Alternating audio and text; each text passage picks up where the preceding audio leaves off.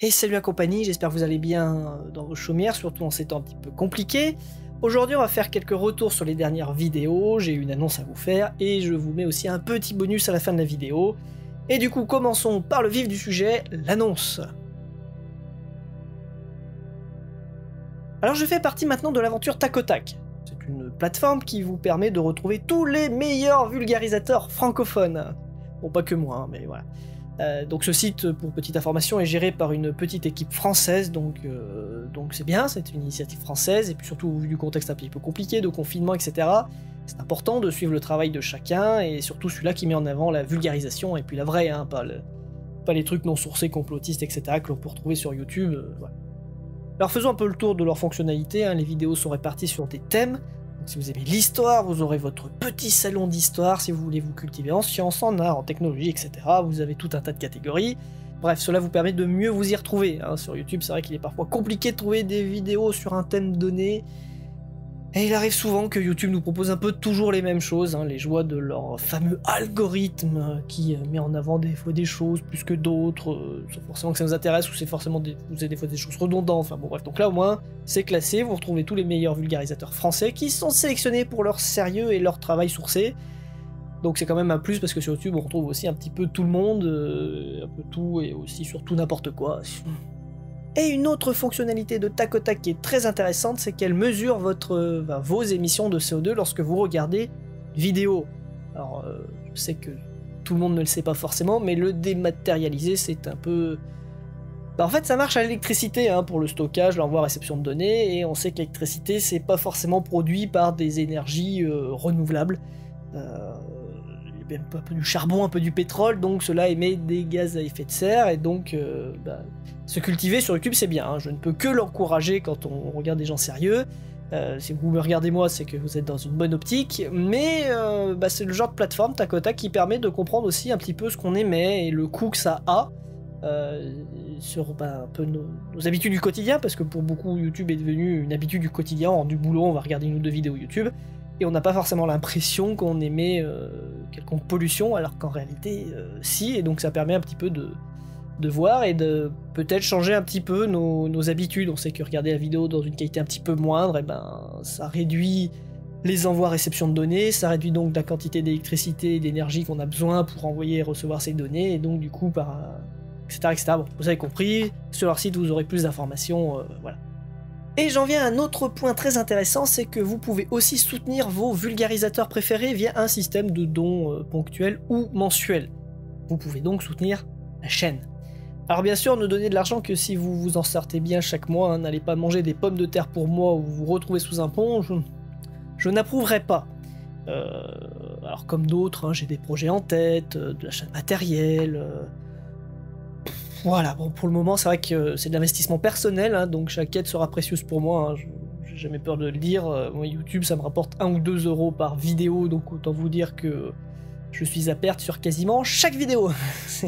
Mais bon, après je fais pas ça pour l'argent, donc voilà, mais c'est vrai que chaque aide est la bienvenue, hein, ne serait-ce que des fois pour changer un peu de matériel, pour faire des projets, si vous rencontrez des spécialistes, machin, etc. Donc voilà, vous pouvez soutenir la chaîne, je vous en remercie par avance si vous allez le faire, et voilà.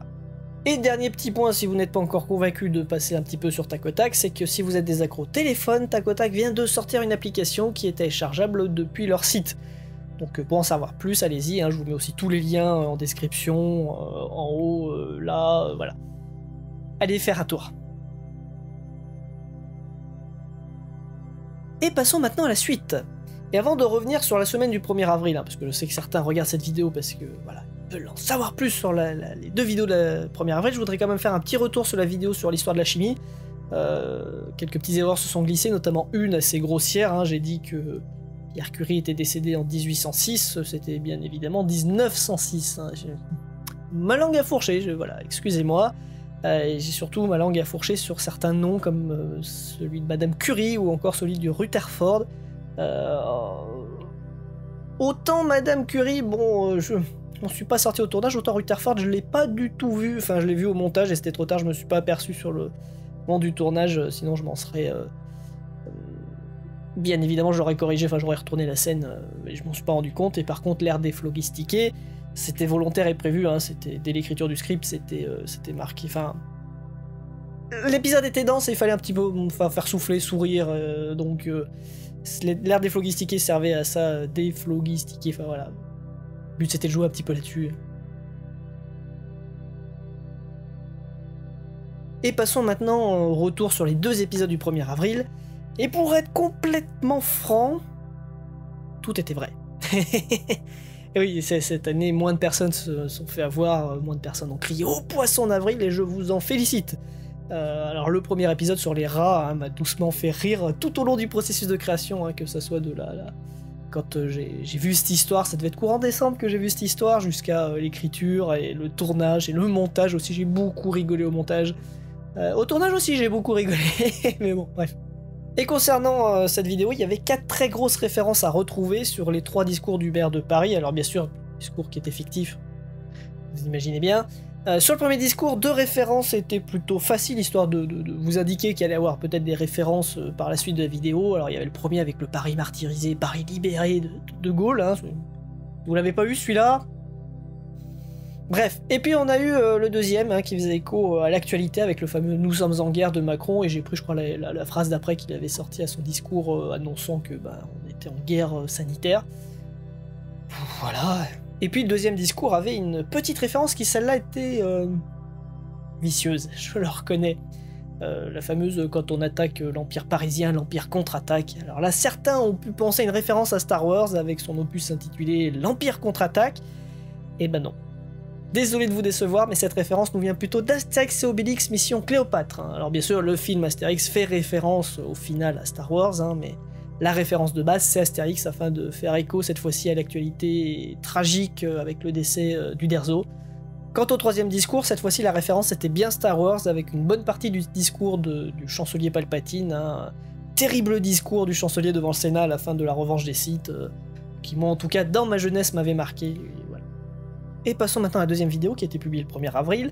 Pas grand chose à dire de plus de ce qui a été annoncé, hein. Bon, personne qui urinait de l'alcool, pour l'instant le seul cas à ce jour qu'on connaît, il y en a peut-être eu d'autres, mais pour l'instant c'est le seul cas qu'on connaît. Et afin de voir si vous alliez voir, aller voir les sources, j'avais mis 2 émoticônes à mettre dans les commentaires, hein, cela afin de mettre de la confusion à ceux qui n'ont pas essayé d'aller voir les sources, et ceux qui allaient les lire aussi, de se dire ouh il se passe quelque chose, car bon quand on voit plusieurs commentaires avec le même code, on se pose quand même quelques questions normalement. Et j'ai eu le plaisir de voir que beaucoup sont passés par mes sources et j'en étais ravi. Concernant l'épisode en lui-même, les 3 médecins n'ont pas été choisis par hasard. Vous en doutez bien, le premier c'est le Dr Simès qui s'est loupé au début de la crise sanitaire en pensant que cela ne serait qu'une simple grippette. Comme quoi même les meilleurs peuvent se louper, et surtout que ça n'a pas été le seul. Hein. Ça peut être celui qu'on a mis en haut qui s'était trompé, mais bon, si on regarde un petit peu, c'était pas le seul à avoir dit de la merde là-dessus. Hein. Et puis pour les 2 autres médecins, alors là j'ai longuement hésité. Et c'est l'envie, on va dire, de tempérer les propos actuels au risque de m'attirer les foudres de personnes le défendant, qui a primé. J'ai choisi en premier l'un des 3 médecins qui avait présenté le médicament de la cyclosporine, qui avait été présenté comme miraculeux contre le sida en 1985, si mes souvenirs sont bons. Lorsque j'ai fait les recherches, ça devait être ça. Malheureusement, les 3 patients traités avec ce médicament miraculeux sont décédés du médicament. Les études faites après pour comprendre les effets de ce médicament vont toutes démontrer son efficacité, hein, ainsi que son extrême létalité dans le cadre du sida. Alors pour un médicament miraculeux, causer la mort, voilà, je voulais montrer que dans un passé pas si lointain, nous avons quand même eu des cas de trouvailles miracles qui se sont révélés être un fiasco complet. Et donc dans le cadre du protocole de Raoult, hein, des réserves doivent être émises et nous devons garder la tête froide sans nous emballer. Il y a certes une urgence, mais il y a l'urgence et faire n'importe quoi. Hein. Bon.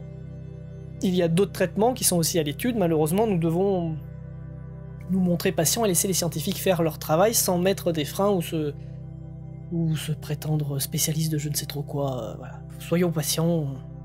Et voilà pour les 2 vidéos de la semaine du 1er avril, j'espère que ça vous aura plu. Je fourmille déjà d'être à l'année prochaine où j'ai quelques idées déjà d'histoires vraies qui me sont parvenues par des amis et qui pourraient être... Il y en a une qui me semble très intéressante, mais bon j'en dis pas plus, rendez-vous l'année prochaine pour la suite de ce feuilleton palpitant du 1er avril. Par contre, je voulais revenir sur un truc, c'est que ces 2 vidéos ont mis en lumière le fait que je fais des références. D'accord? Que je qualifie pour certaines de culture générale. Hein. Quand je fais une référence à Astérix ou ce genre de choses, ça reste quand même de culture générale. Alors, on connaît pas forcément les tirades des films par cœur, mais voilà, bon. Ce sont des références que vous pouvez retrouver un petit peu dans chaque épisode long. Je le fais pas trop dans les épisodes courts, mais c'est plus les épisodes longs où je m'attache à faire des références qui sont pour certaines assez évidentes et pour d'autres moins. Dans la dernière vidéo, par exemple, celle de l'histoire de la chimie, l'une des références pas très évidentes a été trouvée avec la pochette d'un des albums d'un groupe célèbre, les Pink Floyd. Et je vois en fait rarement les gens me dire « Ah tiens, jolie référence » ou « Tiens, j'ai trouvé ça, machin, etc. » Donc c'est vrai que des fois je me demande si les gens les voient. Des fois il y a des indices dans le générique, pour ceux qui comprendraient pas, par exemple dans l'histoire de la chimie, le titre c'est une brève histoire de la chimie qui fait référence à un célèbre physicien, et pour ceux qui ne l'auraient pas, j'ai mis un indice dans le générique qui concerne aussi le physicien. Alors j'ai pas mis la tête du physicien, mais j'ai mis quelque chose qui y fait référence, donc voilà.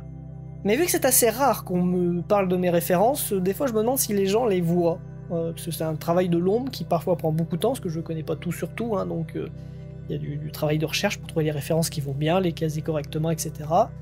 Et vu que vous êtes sur une chaîne de culture générale, faire des références de culture générale qui n'ont pas forcément de lien avec le sujet, mais de manière discrète, etc., je fais ça depuis le début, en fait. Bref, passons maintenant au dernier point, le petit bonus dont je parlais en début du vlog. Je fais parfois des essais de tournage, de montage, de temps à autre, afin d'essayer d'améliorer ma compréhension, hein, que ce soit du matériel ou des logiciels que j'utilise. Une sorte, on va dire, de veille technologique et de formation sur le tas, hein, un petit peu en mode autodidacte, voilà, des tutos, des machins, on lit, on essaie de comprendre. Et la semaine dernière, lors du tournage de la chimie, j'ai fait un petit essai que j'avais envie de partager, donc j'ai fait le montage cette semaine. Je préviens, il n'y avait pas de script écrit, il n'y avait pas de... Ça a été fait un petit peu sur le tas, parce que je voulais faire des essais sur le fond vert, et un peu des essais de color grading aussi. Je fais aussi quelques petits effets spéciaux qui sont assez simplistes au final, mais voilà, j'essaye de petit peu de m'améliorer sur plusieurs points, histoire d'avoir des idées, d'être plus à l'aise, ce genre de choses. Quand on regarde... m'est arrivé il n'y a pas longtemps de regarder ma toute première vidéo et de voir la qualité de la dernière, je suis assez content du parcours, parce que je ne connaissais rien en logiciel de montage, de son, de machin, etc. Donc je suis assez content du résultat, mais ben, c'est jamais parfait, c'est jamais au niveau de ce que je voudrais, etc. Donc j'essaye de m'améliorer, et du coup j'ai fait ce petit montage, donc je vous laisse là-dessus. Ça s'appelle, je crois, comment j'ai nommé ça? Parce que j'ai fait ça en début de semaine, c'est le confinement sans fin, quelque chose comme ça. Voilà. Et du coup, sur ça, je vous dis à lundi pour un épisode court, et bon visionnage.